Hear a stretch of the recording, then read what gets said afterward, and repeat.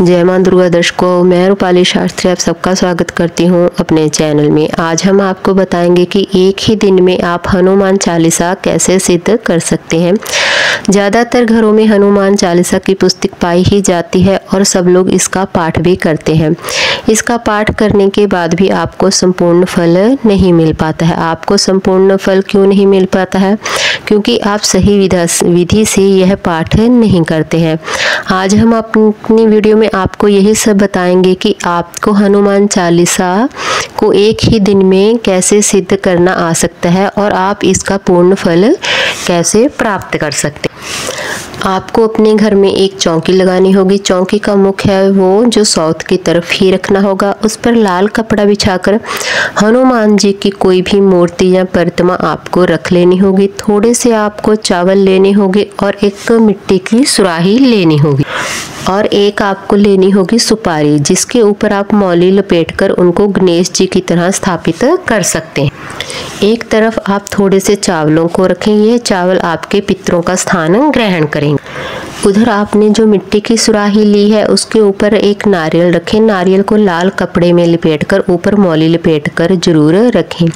यह लोग तो आप सब लोग ही जानते हैं कि यहाँ पर गणेश जी की स्थापना हो जाती है। उनके साथ सभी देवी देवताओं की स्थापना हो जाती है और पितर देव भी उनके साथ ही होते हैं।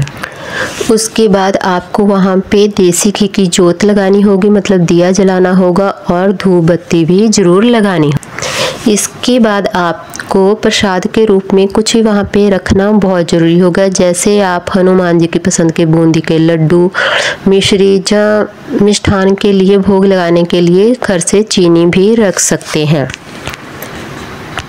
उसके बाद आपको हनुमान जी को तिलक लगाने के लिए कुमकुम, रोली या आपको ऑरेंज कलर का सिंदूर भी रखना जरूरी होगा, जिससे आप हनुमान जी को तिलक करें। यह पाठ आपको सुबह के समय करना होगा। सुबह 7 बजे से पहले आपको यह सारी तैयारी करके अपने स्थान पर बैठ जाना होगा। आपको यह ध्यान रखना है, याद में रखना है कि यह पाठ आपको सुबह 7 बजे से पहले करना है। मतलब कि पाठ पर बैठने का जो समय है वो 7 बजे से पहले का है। 7 बजे से पहले आप सारी तैयारी कर लें और 7 बजे से पहले ही आप पाठ के लिए तैयार होकर उस चौकी के सामने बैठ जाएं। बैठने के बाद आप गंगा जल लेकर सारी वस्तुओं पर थोड़ा थोड़ा गंगा जल का छिड़काव करें। उसके बाद आप धूप दीप जलाएं। कुमकुम, रोली जो भी आपने रखी है उससे आप हनुमान जी को तिलक करें और जो कलश बनाया है उस पर भी तिलक करें और जो आपने गणेश जी की स्थापना की है उसको भी आप सुपारी को मतलब तिलक जरूर करें। यह सब कुछ करने के बाद आपको पृथ्वी माता को मतलब धरती माँ को हाथ लगाते हुए 3 बार प्रणाम जरूर करना है। इसके बाद आपको हाथ में थोड़ा सा गंगा जल लेकर 3 शब्द 3 बार जरूर बोलने हैं। शब्द हैं ओम नारायण नमः शिवाय, नमः गोविंदाय नमो नमः। इसके चम्मच आपको धीरे धीरे यही शब्द आपको 3 बार जरूर बोलने होंगे। फिर जो आपके हाथ में पानी है, गंगा जल है, मतलब उसको आपको थोड़ा सा प्रसाद के रूप में लेना है। बाकी आपको अपने सिर के ऊपर से घुमा के हाथों को फिर से गंगा जल से शुद्ध कर लेना है। यह सब करने के बाद आपको दोनों हाथ जोड़कर गणेश जी से विनती प्रार्थना करनी है कि हे भगवान गणेश, आप मेरे घर में आइए और आके विराजमान हो जाइए। क्योंकि जब आप गणेश जी को विराजमान करेंगे तो सभी देवी देवता खुद ब खुद गणेश जी के साथ वहाँ पे आकर स्थापित हो जाते हैं। इसके बाद आपको साथ ही साथ बोलना है कि ओम पितराय नमः, आप भी आकर यहाँ पे स्थापित हो जाइए। और गणेश जी जो हैं वो पितरों को लाकर उनके स्थान पर ही ग्रहण जरूर करवाते हैं।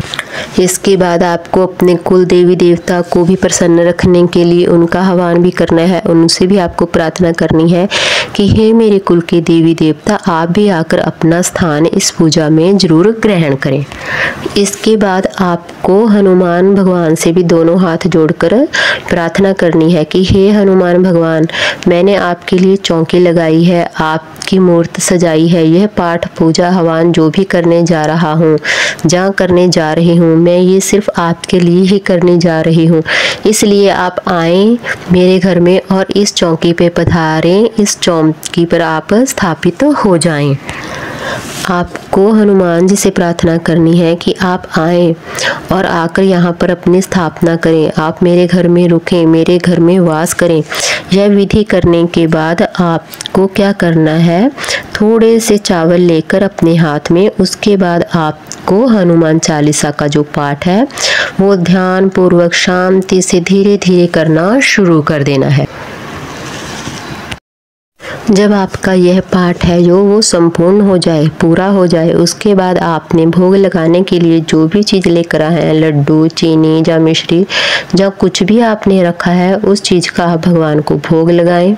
सबसे पहले हनुमान भगवान को भोग लगाएं, फिर जो हमने गणेश जी की सुपारी के रूप में स्थापना की है उनको भोग लगाएं और अपने पितरों को भी भोग लगाएं। और आप अपनी श्रद्धा से दोनों हाथ जोड़कर बोले कि हे पितृदेव, मैं आपका आह्वान करता हूँ, आपकी पूजा करता हूँ, आपका अनुष्ठान करता हूँ और मैं आपको सब कुछ तर्पण करने का हमेशा ही वादा करता हूँ।